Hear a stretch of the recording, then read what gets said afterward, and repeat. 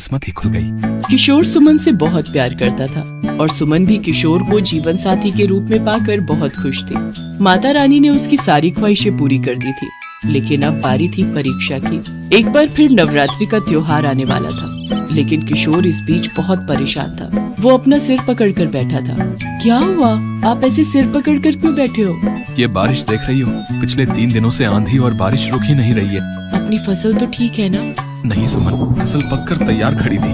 मैं उसे बस काटने ही वाला था, लेकिन आंधी और बारिश की वजह से पूरी फसल खेत में ही बिछ गई। इस बार तो अपने खाने के लिए ही अनाज निकल आए तो बड़ी बात होगी। किशोर का डर सच साबित हुआ। बारिश ने उसकी पूरी फसल बर्बाद कर दी थी। खेत में ऐसा पानी भरा कि अनाज का एक दाना न निकला। सुमन को पिछली फसल से बचे अनाज से ही काम चलाना पड़ रहा था और ये देखकर सुमन को भी बहुत बुरा लग रहा था। क्या हुआ सुमन, तुम रो क्यों रही हो? देखिए, मुझे गलत मत समझना। मैं इसलिए नहीं रो रही कि हमारे पास खाने को अनाज नहीं है। मैं तो इसलिए रो रही हूँ कि इस बार नवमी पर हम कन्याओं को क्या खिलाएंगे।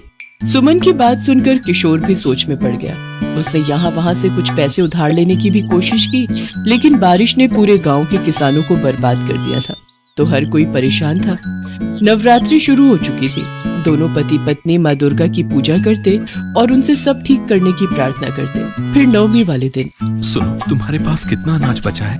मैं जानती हूँ कि आप क्या कहने वाले हैं। नहीं हो पाएगा।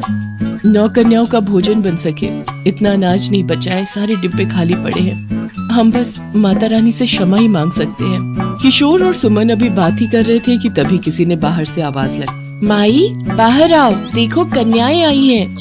किशोर और सुमन ने देखा कि उनके घर के बाहर पूरी 9 कन्याएं एक साथ खड़ी थी। सुमन ने उन्हें देखते ही अपने हाथ जोड़ लिए और उन्हें अंदर आने को कहा। सारी कन्याएं एक लाइन में बैठ गईं और भोजन का इंतजार करने लगी। उधर रसोई में, हे माता रानी, ये कैसी परीक्षा ले रही हो आप? अब मैं क्या खिलाऊं इन कन्याओं को?